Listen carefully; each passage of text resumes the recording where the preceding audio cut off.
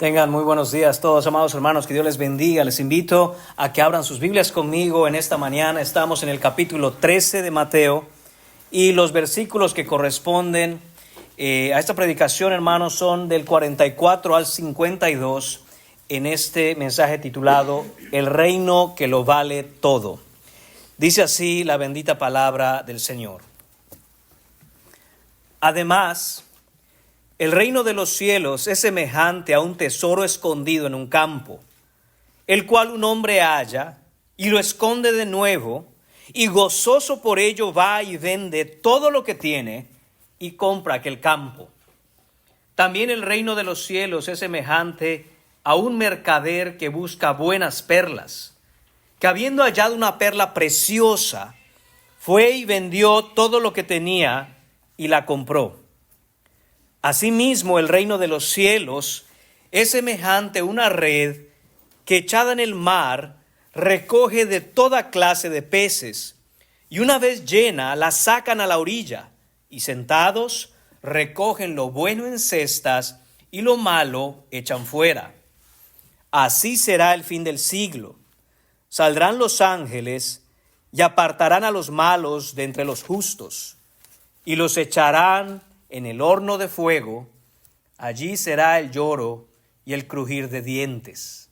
Jesús les dijo: ¿habéis entendido todas estas cosas? Ellos respondieron: sí, Señor. Él les dijo: por eso todo escriba docto en el reino de los cielos es semejante a un padre de familia que saca de su tesoro cosas nuevas y cosas viejas. Oremos.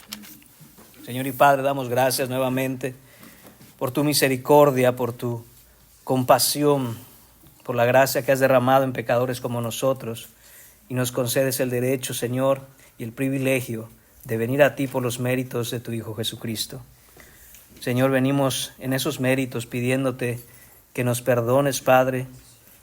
Perdona a esta congregación y perdona a cada uno de sus miembros por no dar el valor que se debe, Señor, a tu bendito reino, por no dar el valor, Señor, a tu bendito Hijo. Señor, perdónanos, Padre, porque nuestro corazón continúa aferrándose, Señor, y valorando cosas perecederas, cosas temporales. Padre, como tu palabra lo indica, hemos pecado delante de ti, porque hemos querido, Señor, sustituirte, Padre, tú, que eres el agua de vida, Señor, por cisternas que no retienen agua, Padre. Perdónanos, Señor, en tu misericordia. Danos ojos para ver, Señor. Danos un corazón para amar tu reino como es debido. Te lo pedimos todo en el nombre de tu Hijo Jesús. Amén. Podemos sentarnos, amados hermanos. Vivimos, hermanos, en una generación obsesionada, verdaderamente obsesionada con el valor de las cosas.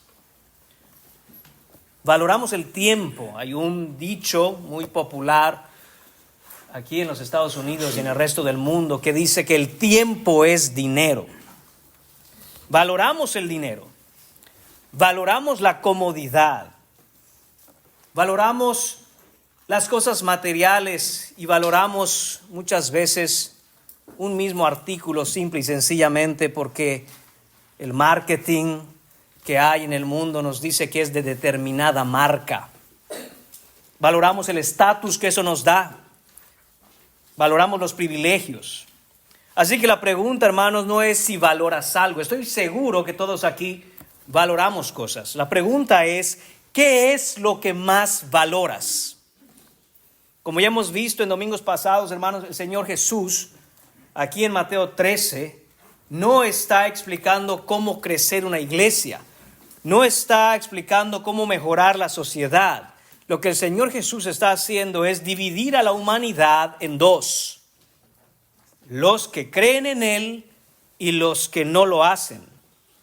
Desde la parábola del sembrador, hermanos, que es la que inicia este capítulo hasta ahora, el Señor ha venido revelando una verdad implacable, y es esta: el reino nunca será recibido por aquellos que son simplemente curiosos, será recibido por verdaderos creyentes. Mateo 13 es el capítulo, hermanos, les recuerdo, donde el reino deja de ser ofrecido públicamente. Hemos visto ya desde el capítulo 4 y hasta el 11, hermanos míos, que el Señor Jesús predica abiertamente a todos. Pero aquí también hemos hablado ya, en el capítulo 13, el Señor Jesús comienza a revelar la verdad de manera selectiva. Las multitudes, oyen, pero no entienden. Los discípulos entienden, porque les ha sido dada la revelación de los misterios del reino. Y ahora, hermanos, en estas últimas parábolas, el Señor Jesús pone el dedo en la llaga del corazón humano y nos pregunta directamente a cada uno de los que estamos aquí: ¿qué vale más para ti? ¿Las cosas que tienes o el reino de los cielos?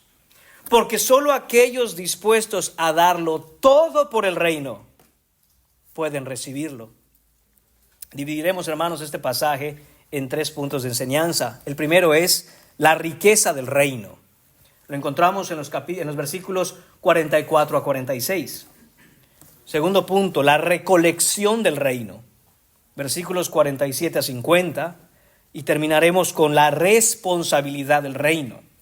Versículos 51 y 52. Así que, hermanos, vemos el primer punto en esta mañana, la riqueza del reino, los versículos 44 a 46. Notemos, hermanos, inmediatamente que el versículo 44 comienza diciendo: además.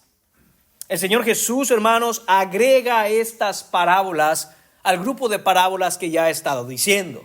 Y es muy importante que entendamos ese además. Esa palabra nos va a dar pie al entendimiento correcto de por qué el Señor Jesús ahora va a hablar de este otro grupo de parábolas que va conectado al anterior. Recordemos entonces, hermanos, el capítulo 13 y estas parábolas tienen la intención de responder a la pregunta que probablemente surge en la mente de sus discípulos. ¿Por qué, si Jesús es el Rey de Gloria que ha venido con poder, Él es el Mesías esperado, el Mesías prometido y está predicando, por qué algunos creen y otros no? El Señor Jesús ya nos ha dado, hermanos, en las otras parábolas diferentes enseñanzas. Nos ha enseñado, hermanos, cómo es que el reino avanza. Nos ha dicho también el tiempo de la plenitud del reino. Ahora, hermanos, el Señor Jesús quiere que entendamos el valor que tiene el reino y por qué el que lo haya verdaderamente está dispuesto a dar todo por él. Lo que quiere el Señor Jesús que los discípulos entiendan, que nosotros como cristianos entendamos, es que estas parábolas describen cómo un pecador puede entrar en el reino de Dios. Dice entonces: además, el reino de los cielos es semejante a un tesoro escondido en un campo. El punto es claro aquí, hermanos. El reino de los cielos es altamente valioso. Es descrito en esta parábola como un tesoro, un verdadero tesoro. Nada es más valioso que el reino de los cielos. Escúchalo bien, amado hermano. Nada es más valioso que el reino de los cielos. Y amigo que te encuentres aquí sentado, si tú no eres cristiano, déjame decirte eso. Sea que te des cuenta o no, sea que tengas ojos para mirar esta verdad o no, nada es más valioso que el reino de los cielos. Nada tiene más valor que hacerse de ese reino, de formar parte de ese reino. No hay nada en el universo que tenga más valor que eso. Además, hermanos, el texto nos dice no solo que el reino de los cielos es un tesoro invaluable, sino que nos dice que ese tesoro está escondido. Y hermanos, el Señor Jesús está empleando esta parábola nuevamente usando una historia que era familiar para la gente de esa época, que era familiar para los discípulos que estaban ahí. En aquel tiempo, hermanos, en los tiempos bíblicos del Nuevo Testamento, era común que personas que tuvieran algún tipo de bien, pueda ser, hermanos, plata, oro, algún tipo de riqueza, enterrarla, porque no existían bancos. Además, muchos querían ocultar esa riqueza para no tener que declarar esos impuestos al gobierno romano. Era común, hermanos, entonces que se enterraran esas riquezas en lugares que solo ellos conocían. Ustedes están muy seguramente familiarizados, hermanos, con esas historias de piratas en donde encuentran quizá el mapa de un tesoro y lo andan buscando. Hermanos, esa era la realidad de esa época también. Y la persona que enterraba ese tesoro, esa riqueza, no revelaba dónde estaba enterrada. ¿Qué es lo que pasaba? Que muchas veces la única persona con conocimiento de dónde estaba ese tesoro moría. Y entonces para nadie era lógico que hubiera un tesoro en algún lugar.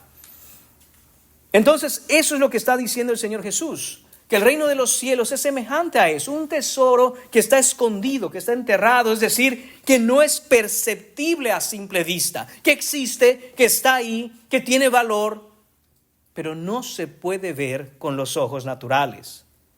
A pesar de que ese tesoro, a pesar de que el reino de los cielos, eso de gran valor, esa riqueza incalculable, ya está escondido en un campo.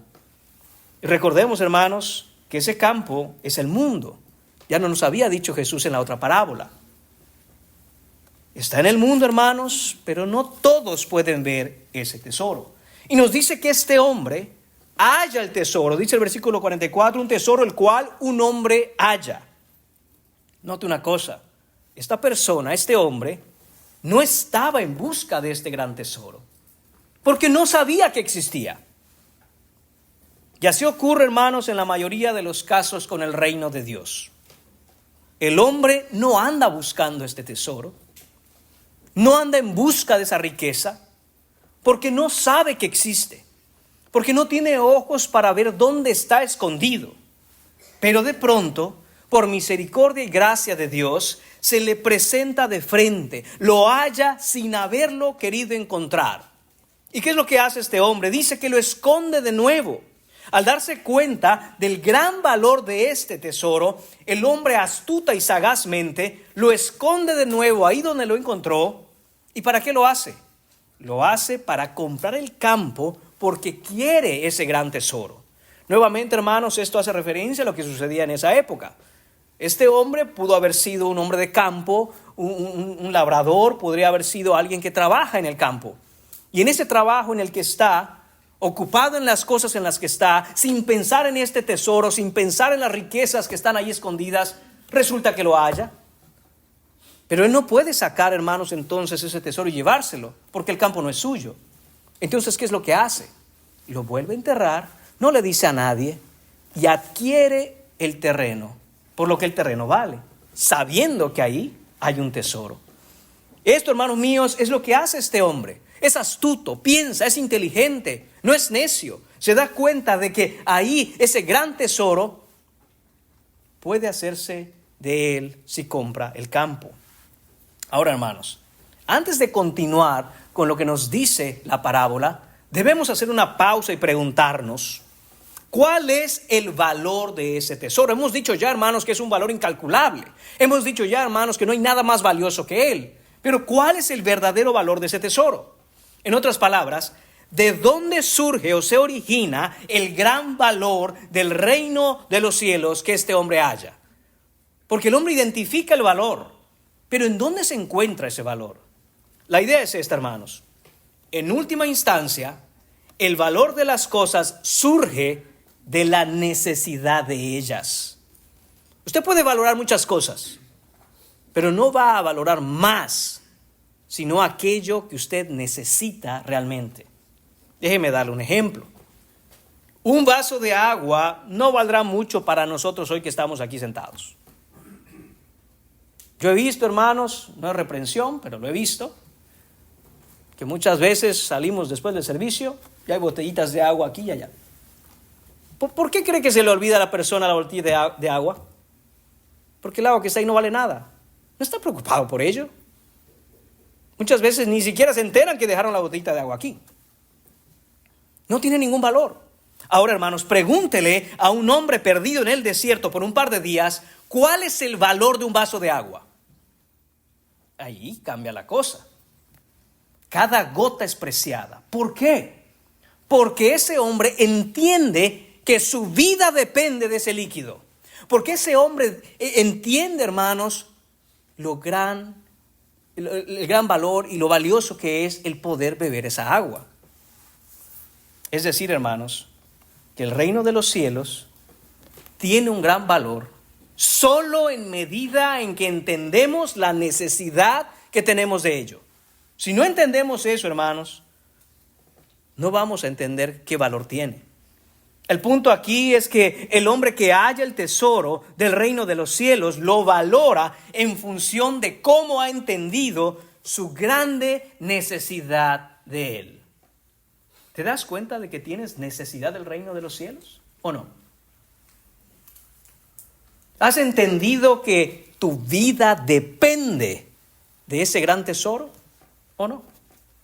Porque si no lo has entendido, si no has tenido ojos para ver eso, no se te va a hacer nada valioso el reino de los cielos. Va a ser secundario. Va a ser algo que quizá puedas añadir a tu vida.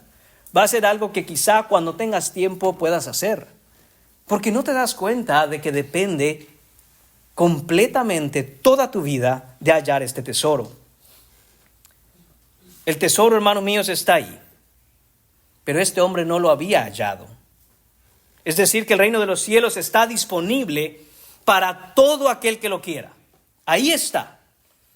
Pero el hombre natural no lo halla porque es incapaz de entender, apreciar o ver su valor. Este hombre que lo halla, el hombre que se da cuenta del valor de aquel tesoro, lo entiende y lo atesora, valga la redundancia, porque ha llegado al entendimiento de su condición delante de Dios. Todos los que estamos aquí tenemos que preguntarnos entonces, ¿he entendido cuál es mi condición delante de Dios? Porque solo entendiendo eso, entonces podré entender el valor de este tesoro que es el reino de los cielos. Este hombre que halla el tesoro y que lo mira y que lo encuentra y que compra el campo, es un hombre condenado. Es un hombre que está bajo condenación justa a causa de sus pecados. Y entonces el reino le es ofrecido como la única vía de escape ante la ira justa, santa de nuestro Dios. Es ahí donde empezamos a entender el valor de este reino. Solo escondidos en este reino, solo huyendo a este reino, solo corriendo y entrar por las puertas de este reino, seremos salvos de la condenación que nos espera. Y cuando uno entiende que no existe ninguna otra manera de escapar a esta condenación, valoramos en su verdadera estima todo lo que el reino vale. Es tu única alternativa de escape. Los ojos de este hombre que halla el tesoro han sido abiertos para darse cuenta de que solo por la gracia de Dios recibida por fe en Jesucristo, el Hijo de Dios encarnado, se puede recibir perdón y vida eterna. Entonces, hermanos, ahora halla el reino. Entonces ahora lo ve. Entonces ahora lo valora. Entonces ahora lo atesora, porque es capaz de ver su profunda y total necesidad de salvación. Mientras no veamos nuestra condición real delante de Dios, mientras no entendamos nuestra profunda condenación en la que nos encontramos, jamás podremos ver el valor de este tesoro. Y es la descripción que nos está queriendo dar el Señor Jesucristo en esta parábola. Este hombre no está buscando el reino. Este hombre está andando por la vida haciendo las cosas que hace todos los días sin siquiera imaginarse que existe este tesoro. Pero cuando se da cuenta de su condición, se le presenta el tesoro de frente y no está dispuesto a soltarlo, porque ha entendido. Mire lo que dice la segunda carta a los Corintios, capítulo 4, versículos 3 y 4.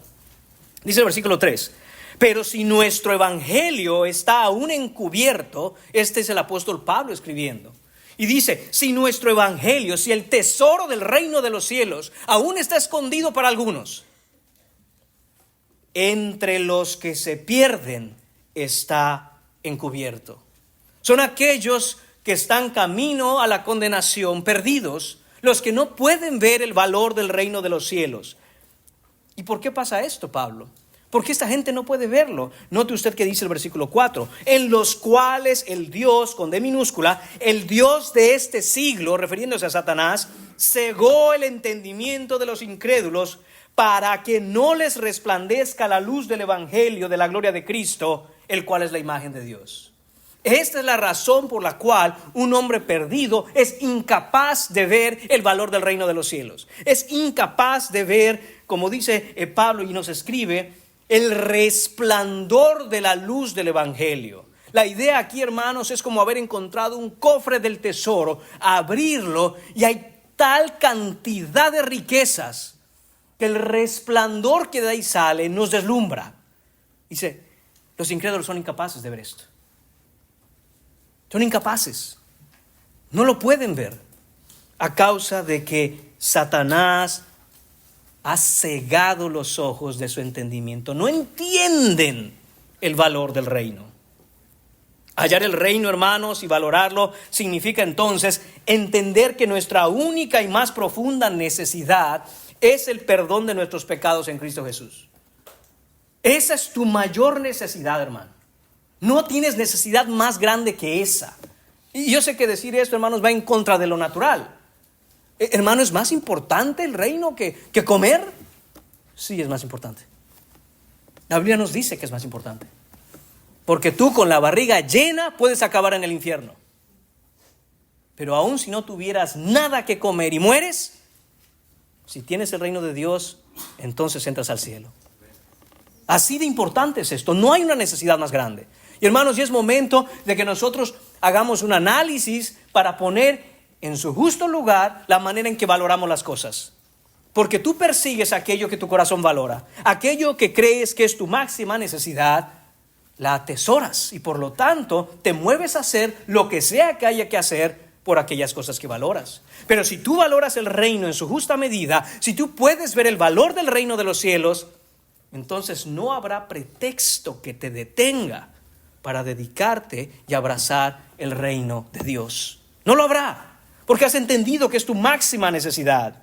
Nadie puede valorar el reino si no mira su propia condición delante de Dios. Nadie puede dar el justo valor al reino de Dios si no se da cuenta que ese reino es su máxima necesidad.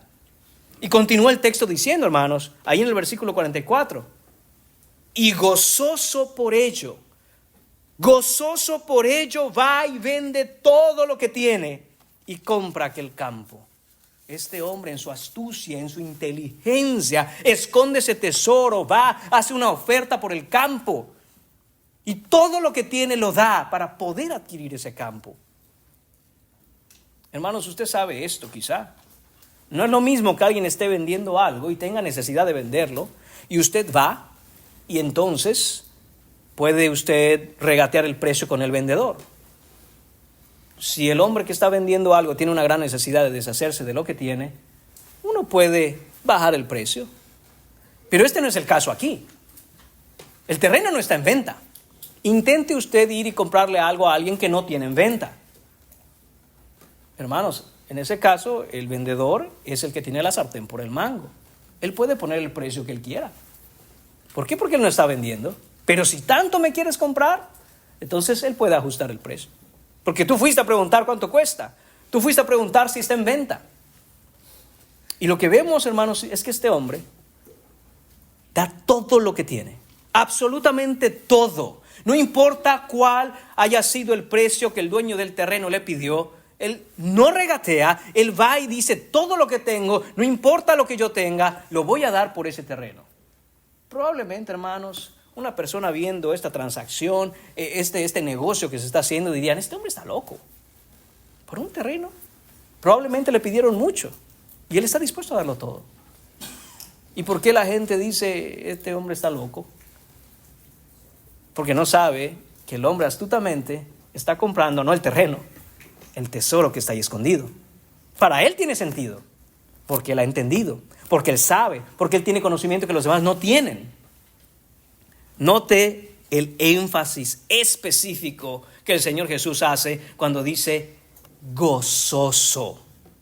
Él va a darlo todo con gozo en su corazón. Está emocionado, está feliz cuando aquel que es el dueño del terreno le dice, pues está bueno, ¿dónde firmamos?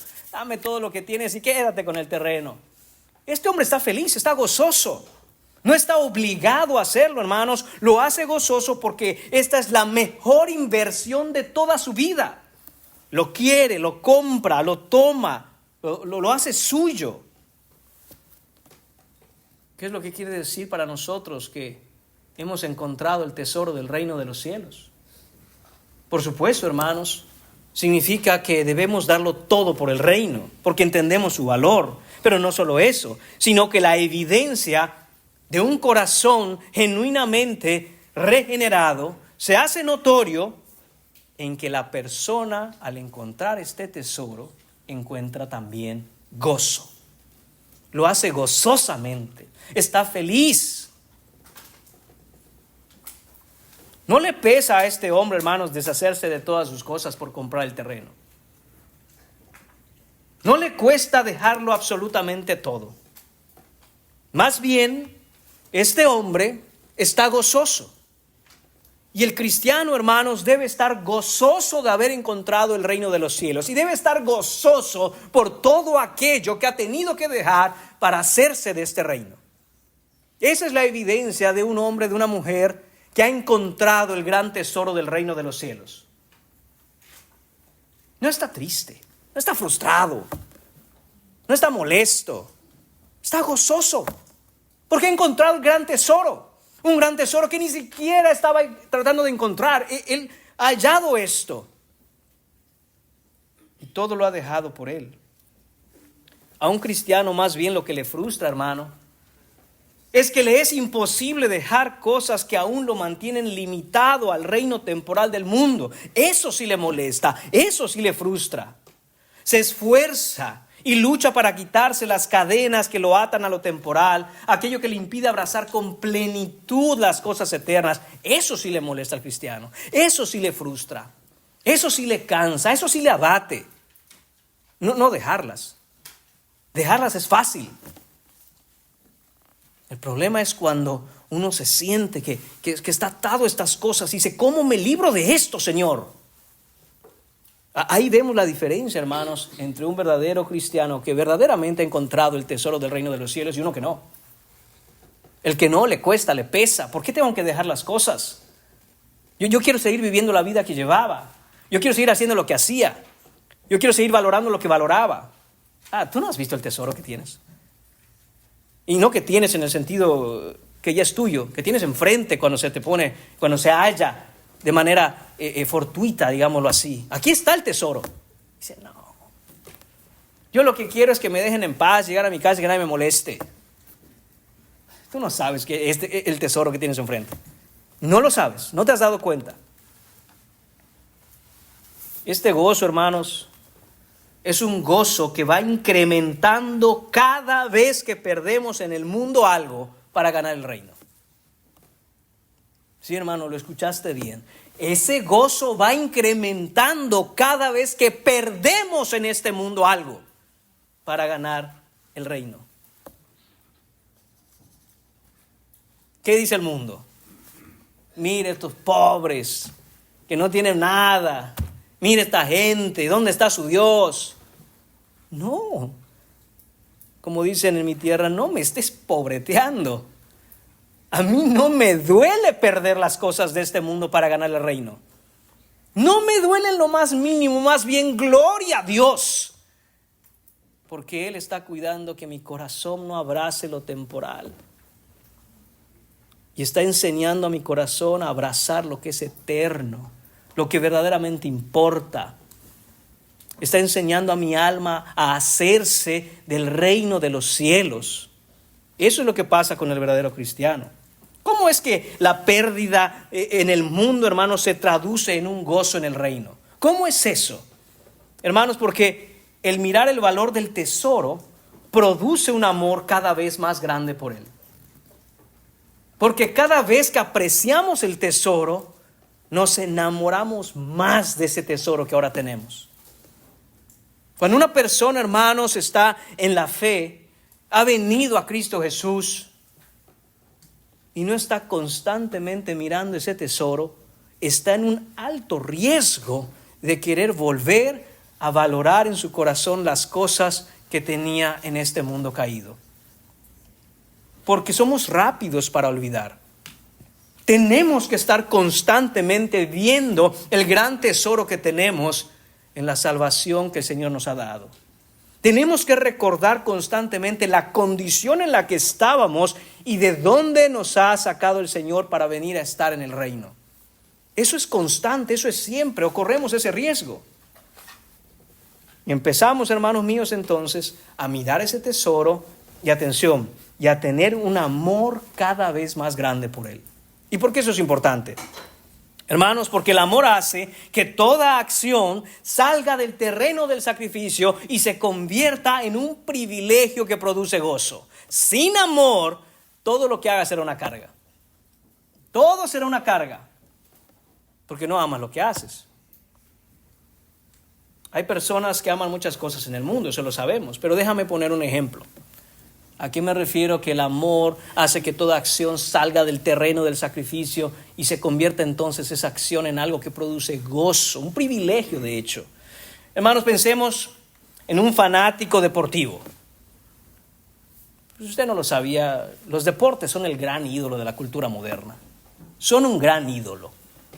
Se postran ante ese Dios, se postran ante ese ídolo. Ese ídolo les dice a qué hora tienen que estar frente a la televisión, les dice a qué hora tienen que ir a entrenar, les dice que ajusten sus agendas, les dice todo lo que tienen que hacer.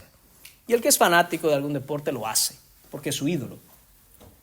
Entonces, hermanos, imaginemos a este fanático deportivo, un hombre capaz, como dije, de poner su tiempo, su dinero, su esfuerzo, a ajustar su agenda para ir a ver jugar un partido de su equipo favorito.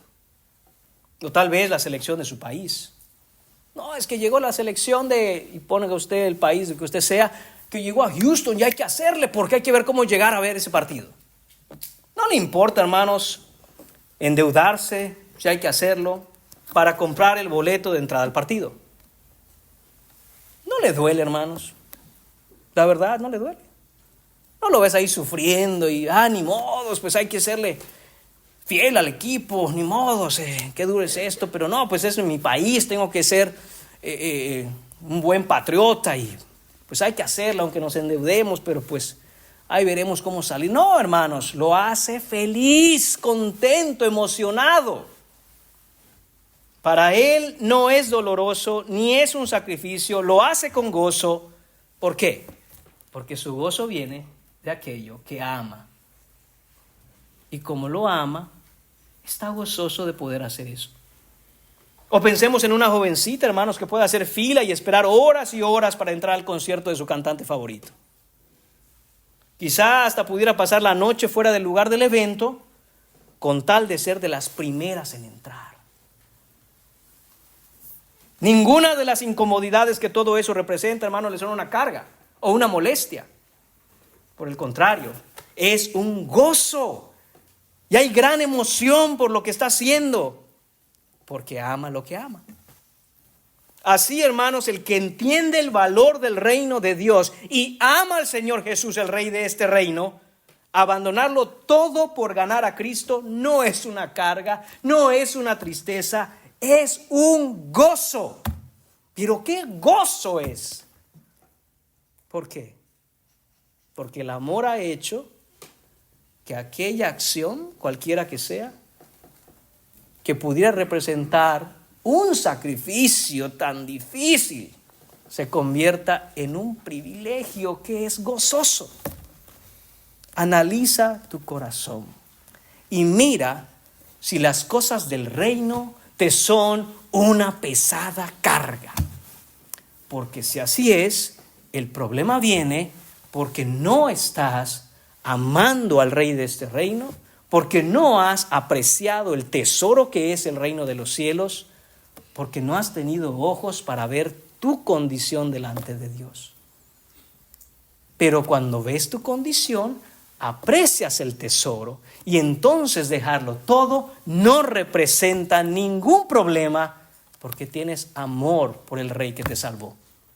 Eso es lo que nos está diciendo el Señor Jesús acá, hermanos. Y mire cómo lo escribe Pablo en Filipenses capítulo 3, versículo 8. Dice Pablo: Y ciertamente aún estimo todas las cosas como pérdida por la excelencia del conocimiento de Cristo Jesús, mi Señor, por amor del cual lo he perdido todo y lo tengo por basura para ganar a Cristo. Hermanos, lo leemos muy rapidito, pero veamos las palabras que está usando Pablo. Dice él, ciertamente, esta es la verdad, no hay otra verdad. Esto es ciertísimo. ¿Qué cosa, Pablo? Aún estimo todas las cosas como pérdida. Palabra importante, aún. ¿Qué significa? Todavía hasta el día de hoy, dice Pablo. Cuando Pablo escribe la carta a los filipenses, han pasado aproximadamente 30 años desde su conversión. Aproximadamente. Y dice Pablo, en aquel momento renuncié a todo por venir a Cristo. Y aún hoy, después de 30 años, sigo viendo lo que perdí. ¿Y sabe qué pienso? Lo estimo. Esa es la palabra que utiliza Pablo ahí. Estimo todas esas cosas como pérdida. Es decir, aprecio, valoro el hecho de haberlas perdido. Pablo, ¿no te estás contradiciendo? ¿Quién puede tener como algo valioso el hecho de haber perdido? Dice Pablo. Esta es la razón, por la excelencia del conocimiento de Cristo Jesús. Por eso es que haber perdido todo lo que yo tenía, lo estimo, lo valoro, atesoro esa pérdida. Porque si no hubiera yo perdido todo lo que perdí, entonces no tendría yo a mi Señor Jesucristo. Dice, por amor del cual todo eso lo he perdido. ¿Y sabe qué? ¿Quieres saber qué es lo que perdí? Basura. Eso era basura. ¿Qué dejó Pablo, hermanos? ¿Qué perdió Pablo? Ahí mismo en el capítulo 3 de Filipenses lo podemos ver, en los versículos 4 a 7. Él nos lo dice. Él perdió su herencia religiosa. Él había sido circuncidado al 8º día. Su linaje étnico privilegiado del linaje de Israel. Él perdió su pertenencia tribal distinguida de la tribu de Benjamín. Él perdió su pureza cultural, hebreo de hebreos. Él perdió, hermano mío, su ortodoxia doctrinal. En cuanto a la ley fariseo, dice él. Él perdió, hermano, su celo religioso en cuanto a celo perseguidor de la iglesia. Él perdió su justicia externa en cuanto a la justicia que es en la ley irreprensible, dice Pablo. Todo aquello que antes él era, hermanos, y lo consideraba ganancia, ahora lo considera basura. Su posición, su reputación, su prestigio espiritual. Hermanos, si el Señor no hubiera salvado a Pablo, probablemente Pablo se hubiera convertido en uno de los más grandes maestros, escribas, fariseos de su pueblo. Si no, quizá el mayor. Y dice Pablo, todo eso lo tengo por basura. No me duele en lo más mínimo haberlo perdido. Al contrario. Aprecio esa pérdida. Qué bueno que lo perdí. Y la palabra que utilizan aquí en Reina Valera, hermanos, es basura. El original, la traducción es estiércol. Es lo que significa la palabra original. Es decir, excremento. Todo esto que Pablo tenía era excremento de animales. Hermanos, nadie estaría triste al intercambiar excremento de animales por las riquezas de un tesoro. Nadie puede estar triste al cambiar su ciudadanía terrenal por la ciudadanía divina. Nadie puede estar, hermanos míos, triste al abandonar el reino de las tinieblas y entrar al reino de Dios. Eso solo puede producir una cosa: gozo. ¿Estás gozoso hoy? Sí, hermano, yo sé, hay muchas cosas en este mundo que no son fáciles de sobrellevar. Mi pregunta no es si estás contento y las circunstancias van bien. Mi pregunta es si en medio de las circunstancias que te rodean, que muchas veces son opuestas a lo que quisiéramos, puedes encontrar gozo. Puedes decir, esto a fin de cuentas no importa. Pase lo que pase, tengo el gran tesoro del reino de los cielos. El gozo, hermanos míos, solo se encuentra en un corazón que late verdaderamente por Dios. Ahí el sacrificio no es forzado.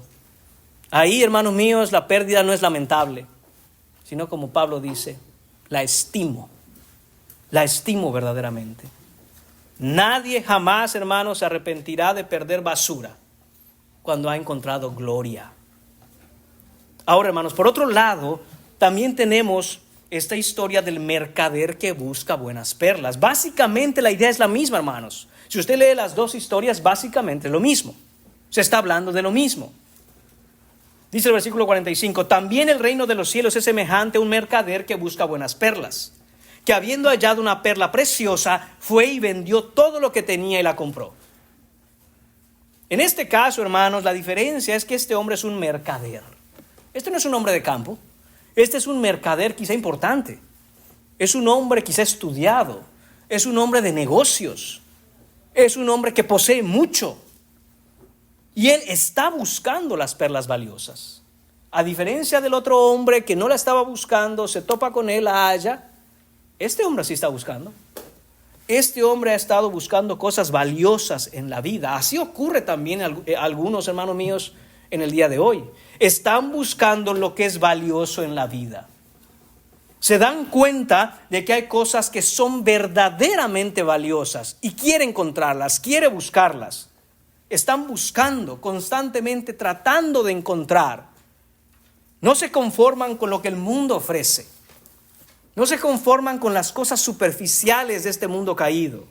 Necesitan encontrar trascendencia, necesitan algo que tenga significado, sustancia, peso. No quieren ir al ritmo de las modas del mundo, quieren lo que es verdaderamente valioso. Estas personas, hermanos, no pierden su tiempo en gustos y placeres sin sentido, como los deportes que fanatizan, o un pasatiempo que los consume, o entretenimiento que los hace más necios. No, hay personas así, hermanos, aún en su estado inconverso, que te pueden decir, mira, es más valioso el tiempo que paso con mi familia que las 2, 3, 4 horas extra en el trabajo. Y no son cristianos, pero ellos han entendido que hay cosas valiosas en la vida y las están buscando. Sin saberlo, hermanos, sin tenerlo claro, están buscando la realidad última de las cosas. Sus almas anhelan la verdad. No la han encontrado, pero están buscando. Hay personas así en quienes aún la gracia general de Dios produce en ellos una tendencia a buscar y tratar de encontrar eso que es valioso. Y en su búsqueda, el Señor misericordioso les presenta el reino. Lo encuentran. Jesús nos muestra estas dos imágenes distintas, hermanos. Un hombre que encuentra un tesoro sin haberlo estado tratando de encontrar, y un mercader que está buscando perlas y encuentra el reino. Diferentes caminos, pero una misma reacción. ¿Qué hace este hombre? Vende todas las perlas que él estaba coleccionando, vende toda su colección de perlas preciosas para comprar esta que es la más valiosa de todas. Aquí Jesús, hermanos míos, destruye el mito moderno de que seguir a Cristo no te va a costar nada. Seguir a Cristo te va a costar absolutamente todo. Pero también destruye el mito de que seguir a Cristo, al haberlo dejado todo, es pérdida. Destruye el mito de que volverse cristiano es desperdiciar la vida, es arruinar tu futuro, es renunciar a las cosas buenas que este mundo tiene que ofrecer. No, el reino, hermanos míos, es la única riqueza que sobrevive al juicio. Todo lo demás se oxida, se pierde y con ello te arrastra a la perdición eterna. Si no vives por el reino, vives por lo que se pudre. Y lo que se pudre no solo desaparece, sino que te conduce al infierno. Y este mercader lo entiende. Se da cuenta que tiene que tomar una decisión. Una perla absolutamente valiosa o muchas perlas que por muy buenas que sean, no llegan al valor de la otra. Y este hombre sabio decide deshacerse de su colección de perlas para abrazar el reino de los cielos. Vemos también, hermanos míos, la paradoja del costo del reino de los cielos en esto que nos narra el Señor Jesús con el mercader. Esta perla altamente costosa. Si yo le preguntara, un artículo que es muy costoso, el que usted quiera pensar, ¿quiénes tendrían oportunidad de adquirir ese artículo? Usted me diría, pues solo la gente que es muy rica. Si algo es muy costoso, Si algo es verdaderamente muy costoso, solo aquellos que tengan la riqueza, el dinero, la economía de poder adquirirlo, siquiera se pudieran acercar a preguntar el precio.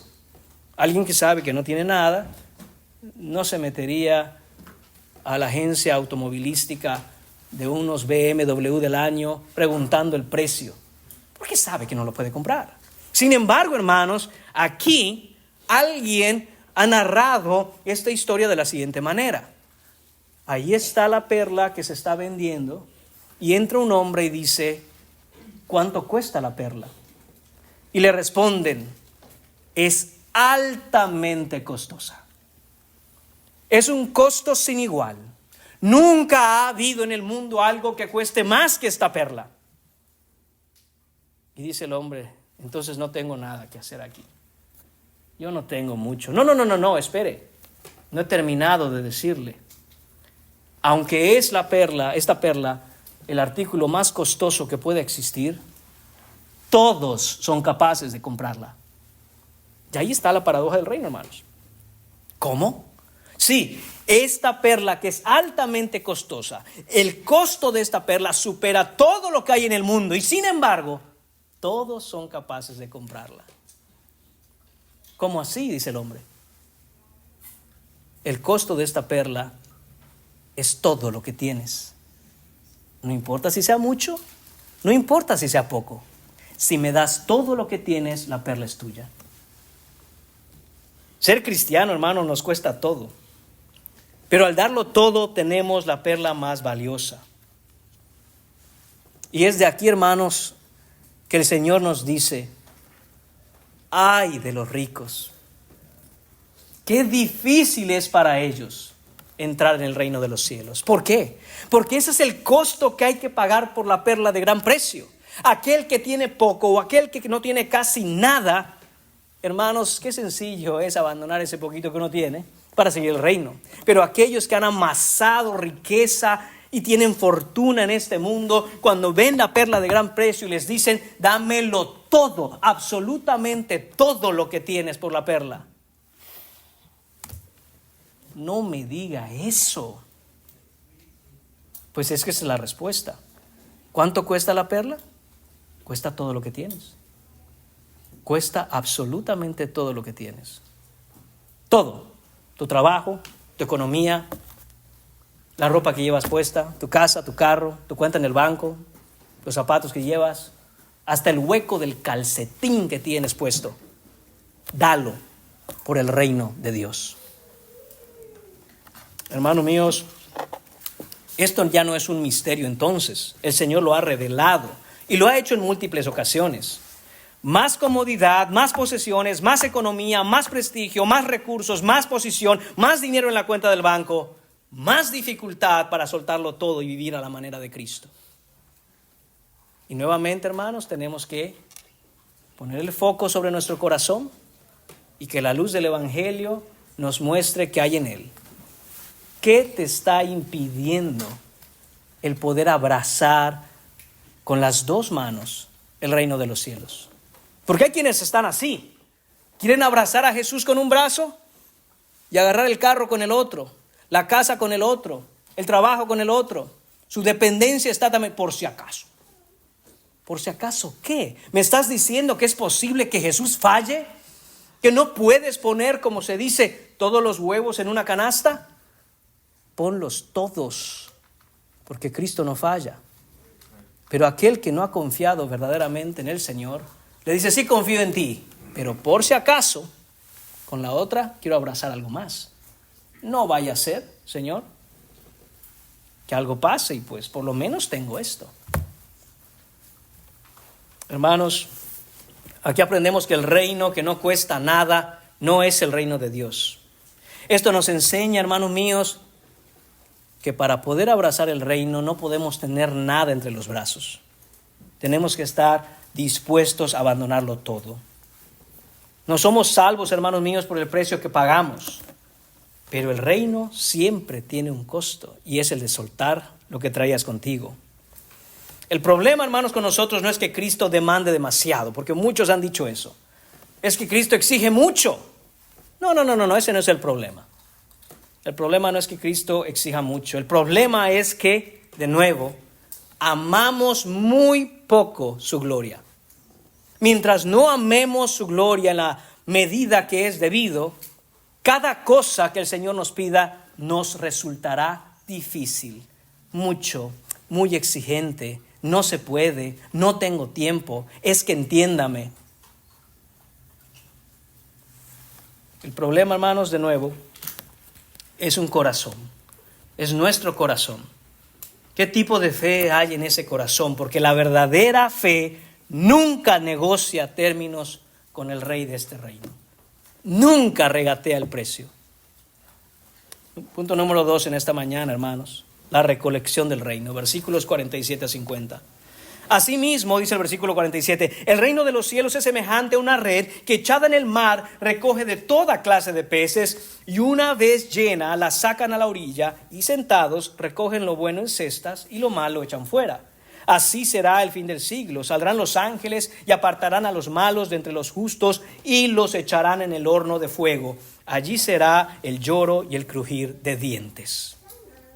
Lo que vemos aquí ahora, hermanos, tampoco es completamente nuevo. Ya nos ha hablado el Señor en la parábola del trigo y la cizaña, que los ángeles vendrán y separarán la cizaña del trigo. Aquí el Señor Jesús hace otra parábola que nos enseña exactamente lo mismo. Nos dice que esta red recoge peces de todo tipo. En aquel tiempo, hermanos, una manera de pescar era que dos balsas amarraban una red de extremo a extremo, la dejaban correr hasta el fondo del océano, en este caso del mar de Galilea, y se iban moviendo hacia adelante. Y esa red iba agarrando todo lo que había ahí abajo, indiscriminadamente. Y una vez que los pescadores sacaban esa red, entonces empezaban a separar lo que servía de lo que no. Y dice el Señor Jesús que así va a ser el fin del siglo. Lo que quiere decir, hermanos, es que la iglesia es esa red. Y en esa red, que es la iglesia, encontramos una mezcla de diferentes personas. El error fatal es confundir participación con regeneración. El error fatal es pensar que porque uno está en la red, entonces uno ya está en el reino. No es así. Porque la cercanía con el reino no significa estar dentro del reino. Cercanía no es lo mismo que conversión. Y el Señor Jesús, hermanos, no suaviza el lenguaje que utiliza. Es directo y claro. Cuando el Señor ve a la gran red llena de peces y los ángeles empiecen a separar a aquellos que verdaderamente creen de los que no, nos dicen, hermanos míos, estos versículos, que entonces serán echados aquellos que no estén en el reino, al horno de fuego. Allí será el lloro, dice, y el crujir de dientes, nuevamente haciendo una referencia clara y directa a los horrores del infierno. Y sabemos ya, hermanos míos, por la gloria de Dios, para la gloria de Dios y por su gracia, hemos estado avanzando poco a poco en un estudio sobre el infierno. Pero también sabemos, hermanos, que hablar del infierno en una iglesia parece que es prohibido. Parece que en nuestra cultura moderna decir al pecador, si no te arrepientes acabarás en las llamas horrendas del infierno por la eternidad, es algo que no se puede decir. Pero como decía un grande puritano de los tiempos antiguos, si hubiera más infierno desde el púlpito, habría menos infierno en las casas, menos infierno en las calles, porque se le prevendría al pecador del destino al que va a llegar. Y esto, hermanos míos, es lo que está haciendo el Señor Jesús. Nos está previniendo y advirtiendo. No basta con estar dentro de la red. Hay que ser verdaderamente creyente. No basta con simplemente estar en el grupo de aquellos que vienen a la iglesia o que se dicen a sí mismos cristianos, que se reconocen e identifican con Cristo. Hay que estar seguros de que lo hemos dejado todo por el reino y que estamos verdaderamente en Cristo. El mismo Cristo que ofrece el reino, hermanos, hoy, es el mismo Cristo que ejecutará su juicio mañana. Y nuevamente, hermanos, el llamado para nosotros es a examinarnos para saber si simplemente decimos que somos cristianos, pero no tenemos ni hemos desarrollado una comunión verdadera, viva y real con el Señor Jesús por su palabra. ¿Estás en la red o eres uno de los buenos peces? Esa es la diferencia. Punto número 3, hermanos. Vemos la responsabilidad del reino. Versículos 51 y 52. Jesús les dijo, versículo 51, ¿habéis entendido todas estas cosas? Notemos, hermanos, la importancia que da el Señor Jesús al entendimiento. Es extremadamente importante, hermanos, que entendamos la enseñanza de Jesús. Jesús no se retira después de esta enseñanza orándole al Padre: Señor, por favor, ojalá que hayan entendido mis discípulos. Directamente hace la pregunta a sus discípulos. Después de hablar estas parábolas, les dice: ¿las entendieron? ¿Entendiste? Y hermanos, es la misma pregunta que nos hace el Señor constantemente cada vez que nosotros somos expuestos a la verdad de la Escritura. Porque no basta simplemente escuchar las parábolas. No basta simplemente escuchar la predicación. No basta simplemente, hermanos míos, estar expuestos a la Escritura. La pregunta es: ¿entendiste? Esto, hermanos míos, es una manera de decir directamente lo que ya nos ha dicho Jesús antes con: el que tenga oídos para oír, que oiga. Es necesario entender, hermanos. El significado del texto es el texto.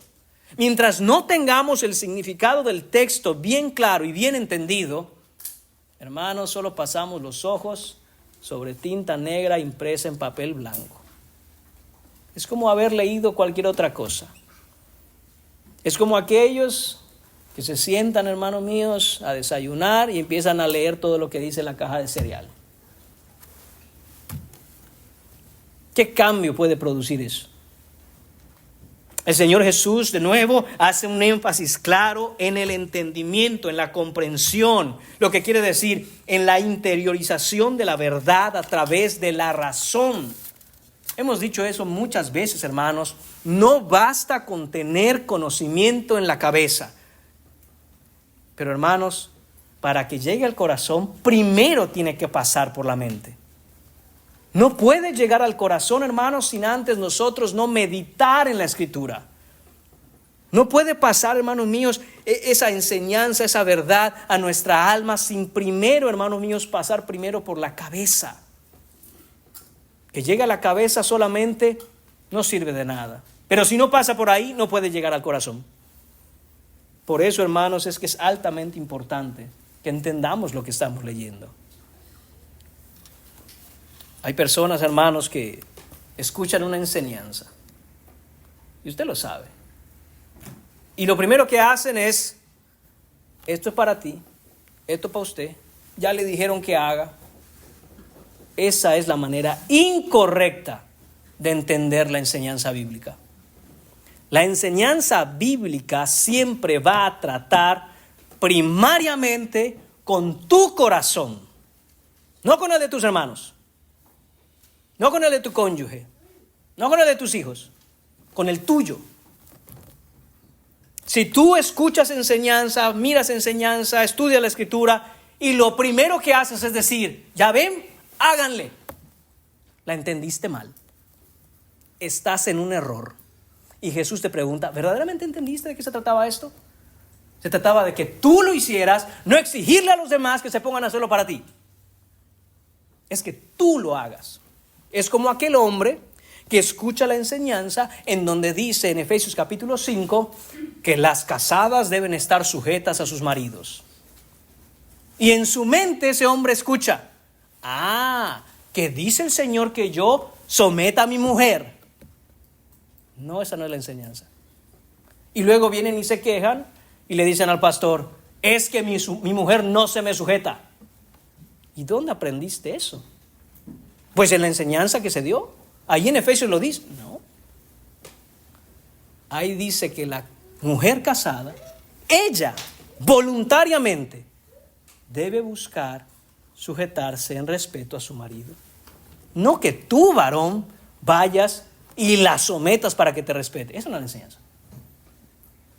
Y asimismo, hermanos, cuando nosotros escuchamos la palabra de Dios o escuchamos una enseñanza, y en lugar de decir, esto es lo que yo tengo que hacer, pensamos, esto es lo que los demás tienen que hacer para conmigo. No entendiste nada.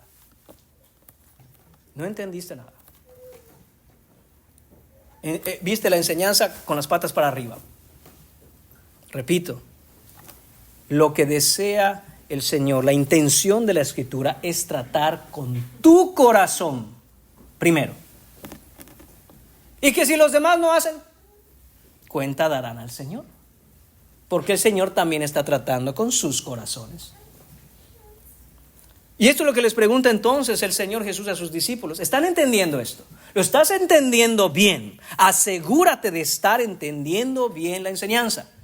Porque de lo contrario, vamos a ver entonces que no vas a poder ser responsable como es debido en las cosas del reino.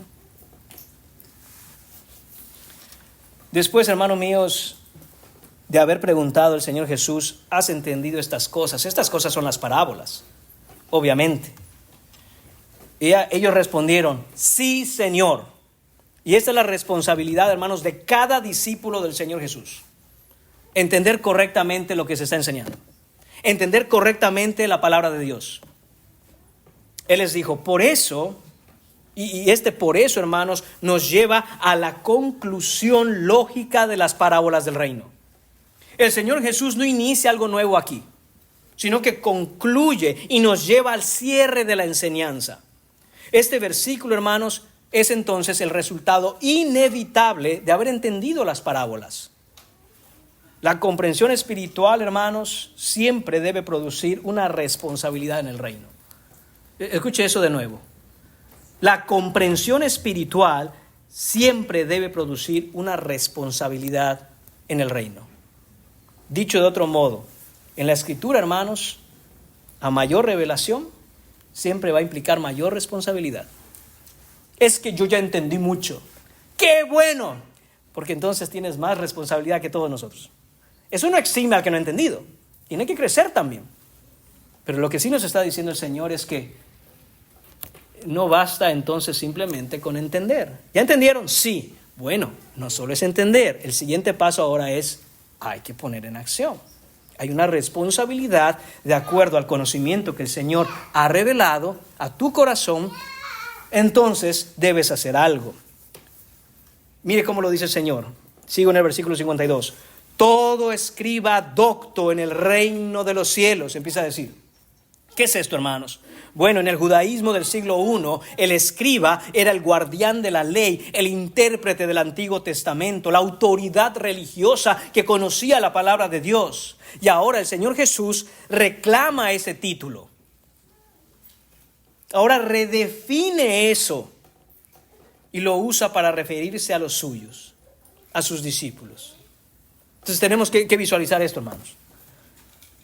Este grupo de hombres, pescadores como eran, sin educación, sin privilegios, sin posición, sin estudios, y un escriba, hermanos, un hombre que desde pequeño ha sido altamente instruido en las cosas de Dios. Y el Señor dice, ya no más así. Estos son escribas. Y lo que está haciendo Jesús aquí, hermanos, no es de ninguna manera reconocer la importancia de un escriba fariseo, sino que está creando una nueva clase, de decirlo así entre comillas, una nueva clase de escriba, una nueva forma de mirar a aquellos que serán los guardianes de la palabra, los intérpretes de la verdad. El escriba del reino de Dios es este tipo de escriba que dice el texto es docto. Esa expresión, hermanos, también es muy importante. La Nueva Biblia de las Américas lo traduce que se ha convertido en un discípulo del reino de los cielos. ¿Por qué? Porque esa palabra docto en el original es matateo, que significa discípulo, ser hecho discípulo. ¿Y por qué es clave? Porque lo que está diciendo Jesús aquí es que nadie se puede hacer a sí mismo un escriba en el reino de los cielos. Nadie puede hacerse discípulo del reino de los cielos a menos que sea hecho discípulo. Ese es el punto. a menos que sea hecho discípulo y a menos que haya sido instruido en el reino por gracia soberana en los misterios de Dios. Entonces dice que sus discípulos y por extensión todos los que estamos aquí y somos cristianos, hemos sido constituidos discípulos bien instruidos en el reino, es decir, que somos guardianes de la verdad, intérpretes de la Escritura, que tenemos autoridad delegada por Dios para hablar como es debido de las cosas que ha revelado el Señor en su palabra. Dice que ahora estos escribas, estos discípulos instruidos en los misterios del reino, que han entendido correctamente la enseñanza, son semejantes a un padre de familia. Es decir, hermanos, que estos hombres no son académicos, no son eruditos solitarios, no son estudiosos aislados, no son ermitaños con la cabeza llena de información. No, son mayordomos responsables, como lo debe ser un buen padre de familia. Es un padre de familia que posee un tesoro y que administra con sabiduría, que provee a los suyos con las verdades del reino, porque le han sido concedidas. De tal manera que la verdad que el Señor revela a sus discípulos no es para ser exhibida, no es para vanagloriarse, no es para decir yo sé mucho, no es para decir estos nuevos creyentes todavía están en pañales, yo mira cuánto sé. No, no es para eso. Es para ponerlo al servicio de los demás. Porque la revelación de las verdades del reino no es, hermanos míos, conocimiento que poseemos, es sabiduría de Dios en la que nosotros poco a poco nos convertimos. Eso es, hermanos míos, haber recibido los misterios del reino. Estamos siendo transformados en la expresión misma del corazón del Señor Jesús, quien es el camino, la verdad y la vida. En otras palabras, hermanos, la verdad es aquello en la que nosotros poco a poco nos vamos convirtiendo. Esos son los verdaderos escribas, doctos en el reino. Esos son los verdaderos discípulos instruidos en los misterios del reino de los cielos.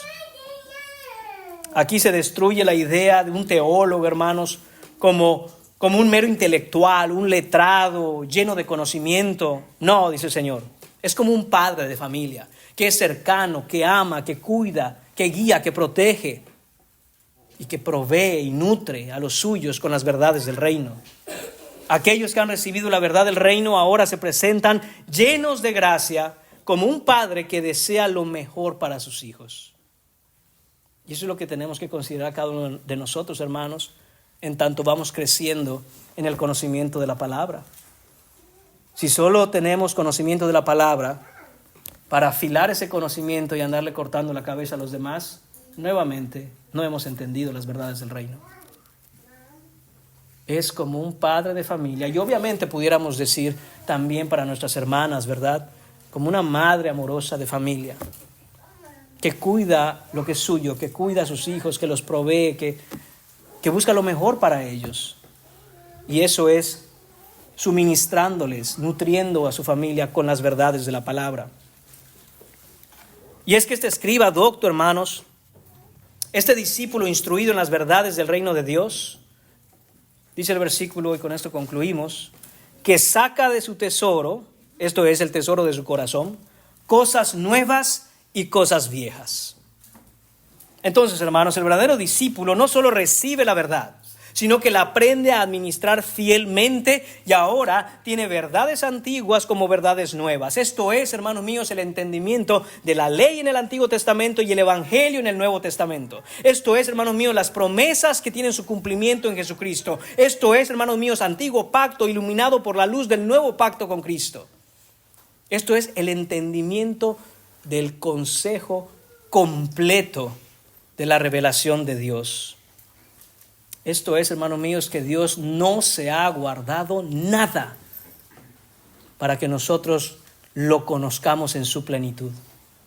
Desde Génesis capítulo 1, versículo 1, hasta Apocalipsis capítulo 22, versículo 21, todo se nos ha revelado en las páginas de la Escritura para que le conozcamos y administremos esas verdades de acuerdo a la gracia que nos ha sido dada.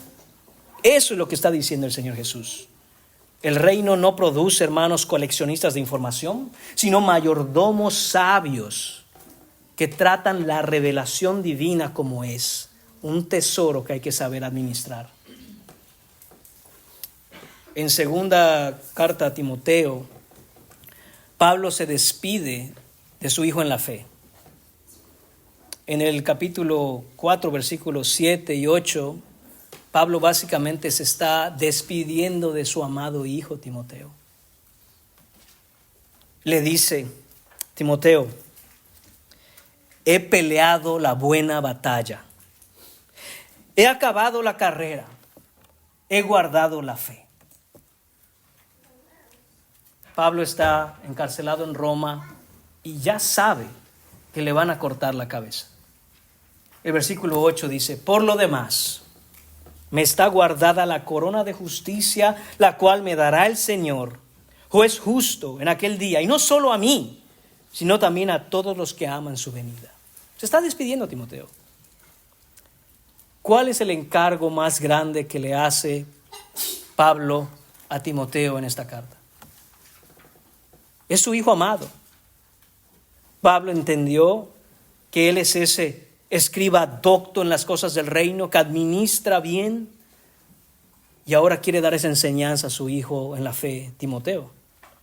Por eso le dice en el capítulo 2 también, pero en los versículos 15, le dice esto: procura con diligencia presentarte a Dios aprobado, como obrero que no tiene de qué avergonzarse, que usa bien la palabra de verdad. Este es el gran encargo que hace Pablo a Timoteo en esta su carta de despedida. Le dice: Timoteo, hijo mío, esto te pido. Procura, esfuérzate, pon todo lo que tú eres en esto, en presentarte delante de Dios aprobado. No repruebes el examen, estudia. ¿Cómo vas a saber que estás aprobado? Le dice: usa bien la palabra de verdad. Usa bien la escritura. Da buen uso a la revelación de los tesoros del reino. No es poca cosa lo que se encuentra en las páginas de la escritura. Son verdades de incalculable valor que el Señor ha dejado. Timoteo, hijo, úsalas bien. Este es nuestro encargo también, hermanos. Solo podemos hacer eso, hermanos, cuando hemos valorado el reino, cuando lo hemos dado todo por el reino, cuando, hermanos míos, hemos sido escogidos de entre las redes del reino. Entonces hemos de hablar con fidelidad la verdad del reino y hemos de vivir por esa verdad en el reino. Hermano, en este texto lo que vemos es que la pregunta de nuevo no es si admiras el reino, no es si respetas el reino, no es si prefieres ciertas cosas u otras con respecto al reino. La pregunta es si esto vale más que tu propia vida. Esa es la verdadera pregunta. El día del juicio, hermanos, no va a revelar cuánto sabías, no va a revelar cuánto tenías, va a revelar qué es lo que más amó tu corazón mientras estabas vivo. El reino, hermanos, lo vale todo, lo demanda todo, lo separa a todos y juzgará a todos. Lo que queda es contestar esta pregunta: ¿has abandonado todo por Cristo? ¿O solo has estado fingiendo interés en las cosas de Cristo? Que hoy sea el día en donde pongas tu esperanza en el Salvador, porque todo aquel que en Él cree no se pierde, mas tiene vida eterna. Porque todo aquel que en Él cree no será avergonzado, porque todo aquel que en Él cree, entonces no hay más condenación para él. Ven a Cristo en arrepentimiento y fe hoy y sé salvo de la ira venidera. Abraza el gran tesoro, el tesoro de gran valor, la perla de gran precio. No estés solo en la red, ven al reino. Sé un escriba docto, un discípulo bien instruido.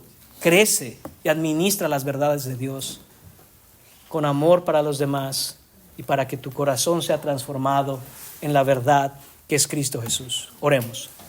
Señor y Padre, damos gracias por tu misericordia, Padre, por tu bondad.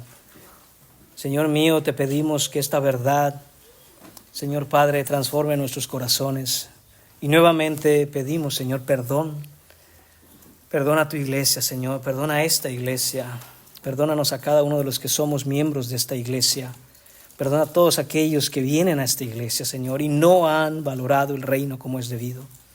Danos ojos para ver, Señor, el resplandeciente tesoro del Evangelio en el rostro de tu Hijo Jesucristo. Te lo pedimos en su nombre. Amén.